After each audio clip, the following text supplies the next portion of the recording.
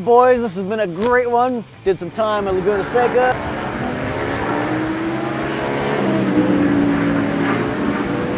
Did some time at Irwindale Dragway. Did some time on the street. And we've got 6 great bikes here. Troy, now that we've had some time on the street, how are these things sorting out for you? For me, I'm just as confused now as I was at Laguna. Each time I hop off one, I'm like, that's my favorite. No, wait, that's my favorite. No, that's my favorite. This is, this is tough. I can't pick a winner. And the consensus isn't quite there, right? Even amongst all of us, we kind of disagree as to which one we'd pick.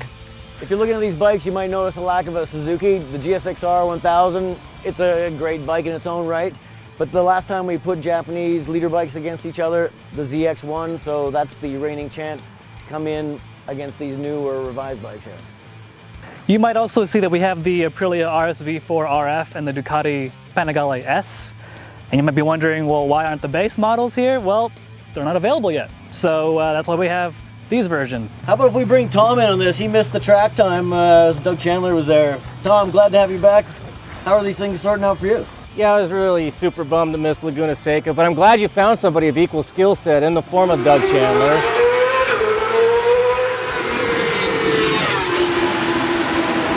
Right now I'm going with the BMW. I mean, it's the fastest bike here. To me, it's the most comfortable bike here. It's got cruise control, it's got heated grips. Evan said, like the Swiss Army knife of sport bikes, where these guys... my thunder. Sorry, man. I gave you props, though. You know, it does a little, if I had to be a single bike owner, I could go camping on that bike, I could go touring on that bike, I could go whip it up here in the canyons on that bike. Yeah, the BMW is comfortable, and with the options, including the dynamic damping control, which kind of like makes it balance out for you no matter if you're on the track or the street. It's a really adaptable bike. I think it's drawback for me, and we've said it before, inline 4-cylinder motor, it just sounds like a lot of other bikes, and that's, for me, that's why I come back to the Aprilia, because that thing just sounds the business, boy.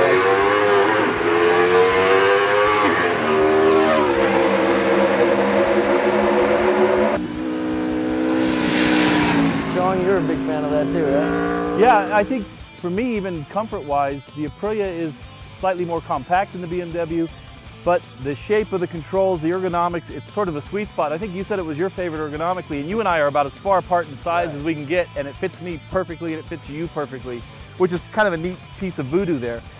I like the Aprilia better than the BMW because the Aprilia's seat is flat and supportive, and the BMW's is really cushy and feels great when you first sit on it, but after you sit on it for a while, it kind of packs down, and the Aprilia doesn't do that. The Aprilia stays at the same comfort level all the time, I think. I dig the BMW's seat.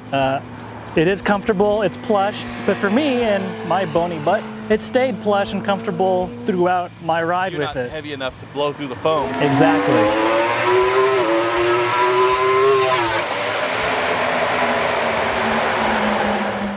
Interesting too that the R1, right, the brand new bike, a lot of hype around it. And we thought that, well, I did anyway, for sure, that it was a bit of a stretch for the bars, and they're kind of low, and on the street it didn't make as much sense as on the track, and I wasn't as keen on riding that on the street as some of these other bikes. Yamaha said at the intro that this is MotoGP for the street, and they weren't kidding, because you're sitting like a freaking MotoGP bike, and so, yeah, for a street bike, a bit aggressive for my taste, and it sounds like we all agree on that. I've been thinking about, you know, we've been saying how we like all of these, you can't get a bad one, but I've been trying to think about what would make one of these my favorite, and I think I'd like to take the package of the BMW, combine it with the sound of the Aprilia while maintaining the BMW's horsepower, but I'd like to also combine it with the tractability that I found really pleasant with the R1. I liked the way I could modulate the throttle mid-corner, and I thought it had engine braking characteristics that were just set up perfectly for the way I like to ride on the street. Get all of that together and I would have the perfect bike for me.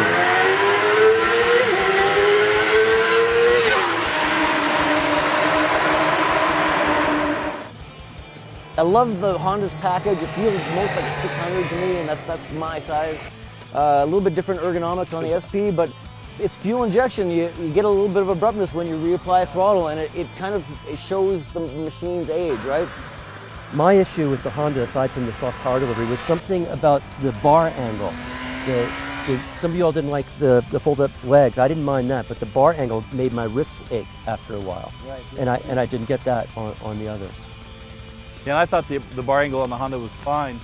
And more important, comfort-wise on the Honda, I thought the suspension was the most compliant and the plushest. And that might just be for the weight. You know, the Honda was set up nicely for the street for me.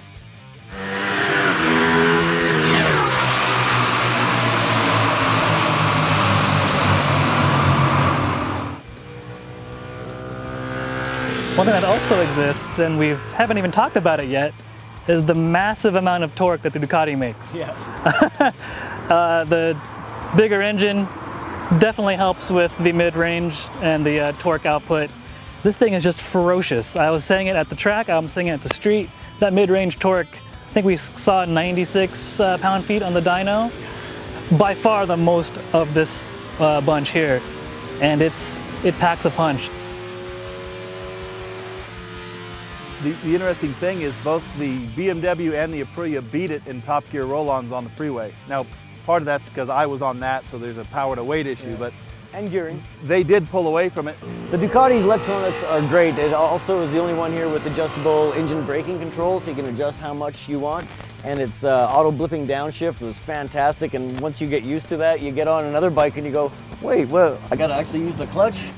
The BMW also has auto blipping downshift. It works well too. Just the highest levels of features on these bikes. But I think we also need to mention another ferocious feature of the Ducati. And that is, I think when I get home, I'm going to need to go sit on a block of ice to cool my thighs. They're still smoldering. Yeah, that rear cylinder coming out, the header pipe coming out of the rear cylinder, they put different shielding again. It's better, but it still doesn't shield you completely. Yeah, there's a lot to like about the Ducati, but as a street bike that you could use every day, there's some compromise.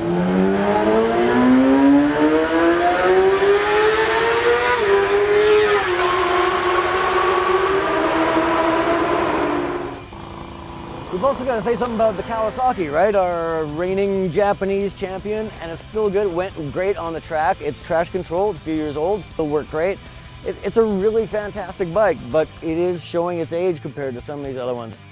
But it's still a really good package. You could take the price, which is with ABS, it's like $15,600 or something, and you can get the Aprilia, the RR version, not the RF that we have. The RR version comes with ABS, and it's only like $150 more. And Same amazing motor, right? same amazing motor, just doesn't have the forged wheels or the Olin suspension. Not $150 more, just $50 more. Wow. So if you're a Kawasaki dealer, you might be able to drive a hard bargain and get a little cheaper than the MSRP on this one, but the Aprilia's base version makes a good case for choosing something other than Japanese. It's also cheaper than the Honda over there and the Yamaha. But this is Mark Marquez's bike. Don't you see this? Well, like you mentioned in your single bike review, Tom, if you're shopping between Honda products in the super sport category, you could go with the new RC213 or get way more horsepower for a lot less money with the CBR1000. It's 50% more horsepower, but still the least powerful bike in the class. But that's you know, it's still 150 horse.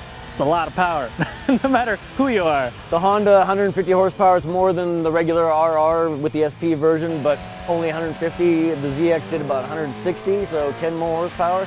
And then the R1, surprisingly, was we got 162 on the MotoGP Works dyno, which we thought maybe there'd be a little bit more power there.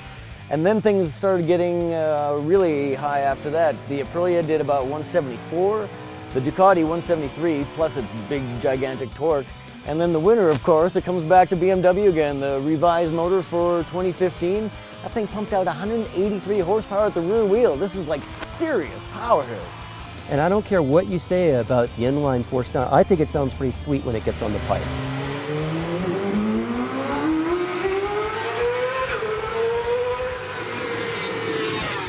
All right, because this shootout is so close, we are going to have to go to the scorecard and see how it shakes out. But if we had to pay our own money for these bikes, which one would you guys bring home to your garage? Tom? Well, I mentioned earlier it would be the BMW for me because it does everything here that these other bikes do, and as well, if not better, than every bike here. All right, John? I think I have to get on the Aprilia bandwagon. I think it makes the coolest racket. It's the most comfortable. It needs the BMW's cruise control. But other than that, I love everything about that motorcycle. It's not much, the basement's not much more than the Kawasaki. I love the Aprilia too. I think it worked the best for me on the racetrack and then ended up being equal to or even the most comfortable bike on the street. And it always seems to me it brings more passion to the game than any of the other bikes.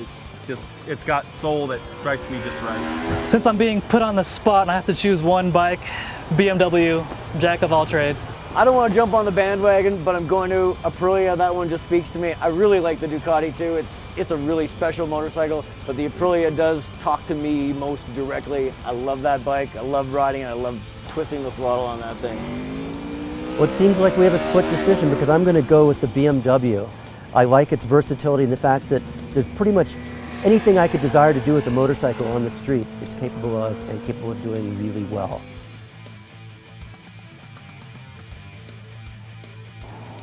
All right, we got to wrap this up.